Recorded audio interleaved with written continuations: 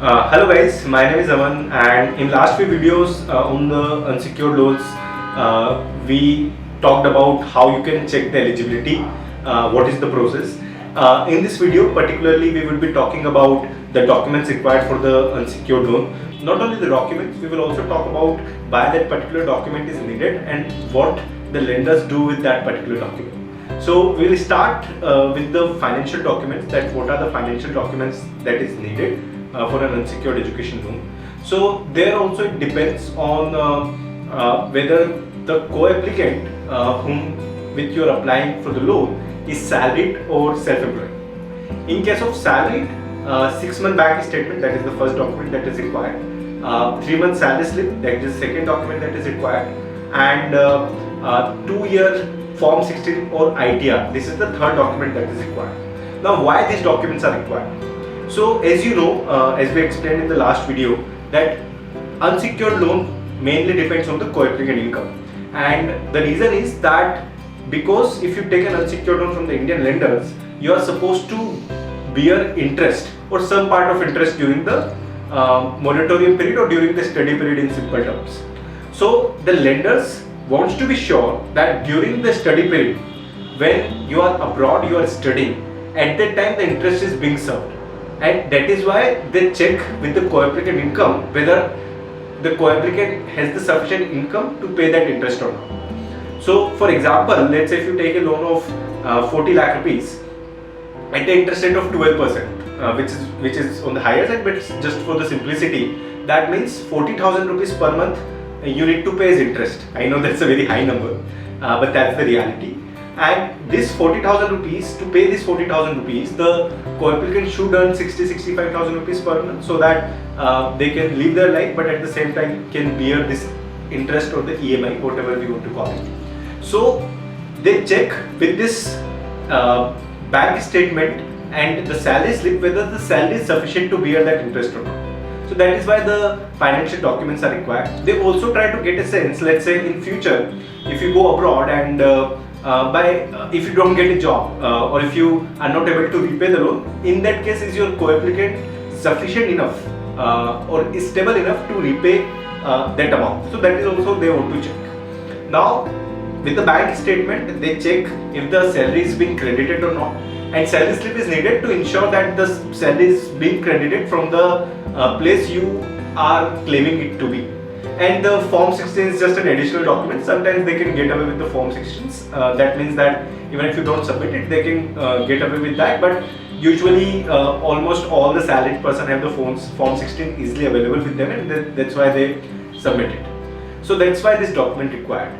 Also with the bank statement, though they do get idea about your other existing loan via CIBIL report, but they also try to check that how much EMI is being paid to which lender, because sometimes few loans are not being reported on time to the CIBIL, and they try to reduce that risk by manually checking the bank statement there. They also try to calculate the average bank balance in the bank statement, that is what is the average balance that being maintained, and they usually they try they are comfortable when this average bank balance is more than the one EMI or the interest that you are supposed to pay per month, and that is what they do with the bank statement and the financial documents of the co-applicant in case of salary.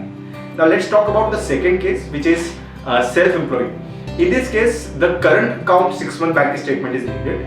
Along with that, the GST certificate, the PNL of the business is needed, any other registration certificate of the business is needed, and most importantly 3-year ITRs is needed. Now 3-year ITR is not just sufficient, you also need to have transaction in the bank account. So for the people who usually do business in cash, sometimes it can become difficult for you to get a loan if the applicant profile, academic profile is not that good, because you can file an ITR, but they need to check the transactions in the current bank account. That's why they need the current bank statement, where also they again calculate the ABB and everything, as I explained for the salaried person, and they check with the ITR what is the income that you are earning from that particular business, and obviously PNL of the business account gives them the clarity of how much the business is earning.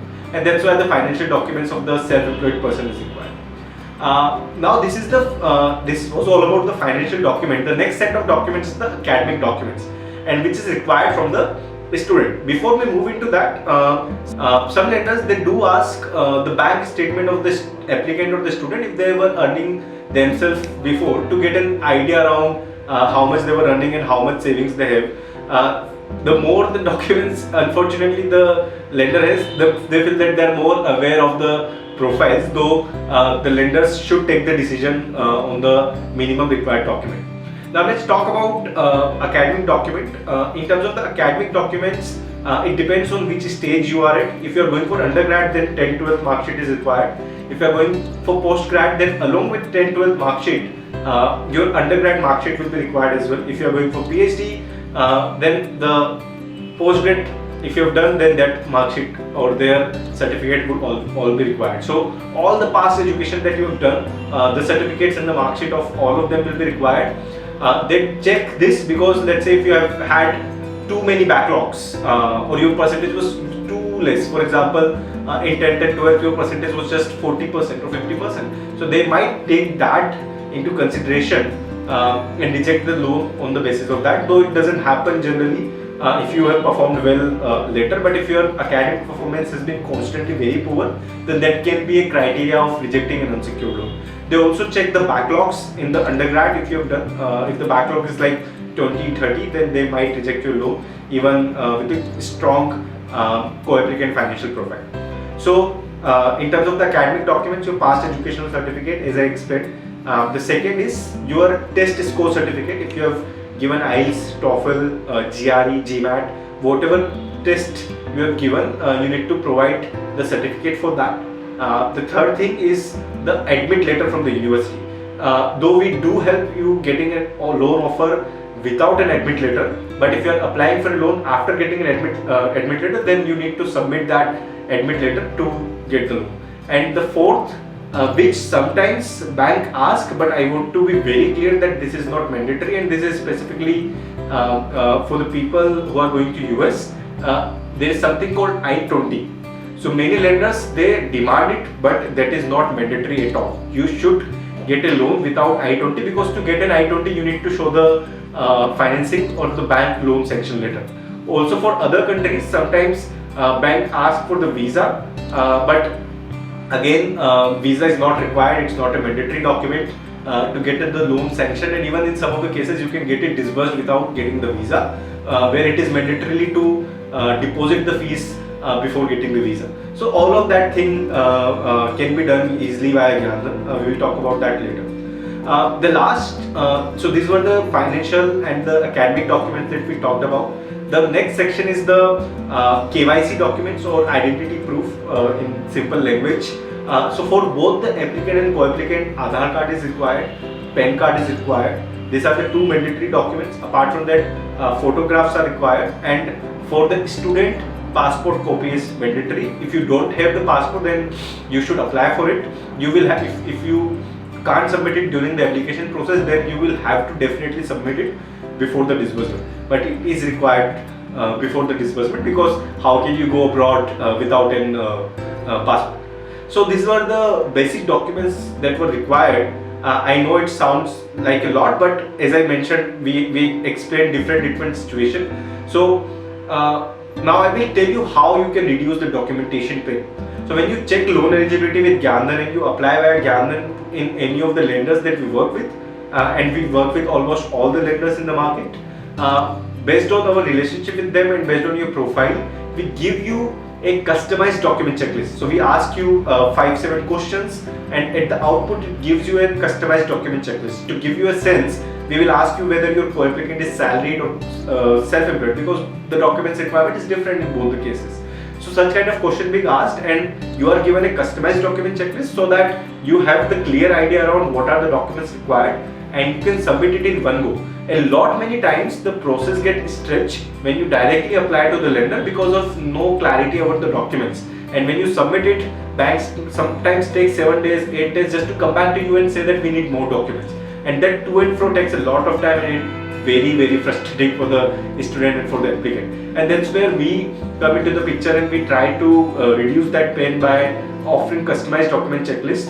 And we also ensure, let's say if the bank is asking for any particular document and which we think is not relevant or not mandatorily required. For example, the I totally, like we talked about the visa document that we talked about. All of these are not mandatory for the loan application process. And when you apply via Gamnan, any such document demand that come from the lender, we talk to the lender and make sure that the application get processed without those documents. So our aim is helping you getting the right amount at the right interest with the best ever experience you can get. So if you are looking for an abroad education loan, I would recommend you to go to Gamnan.com and check loan eligibility. Instantly you will be able to see what all are the documents required, if you are eligible for the loan or not, what is the interest you will get and how much is the amount you can get. Not only that, after that you will get a call from the assigned education loan counselor who will be your buddy throughout the process. So I hope this video was helpful. If you have any further question, you can ask us in the comments or go on Gamnan's discussion forum and post it there, and we would be happy to clarify them. Thanks a lot.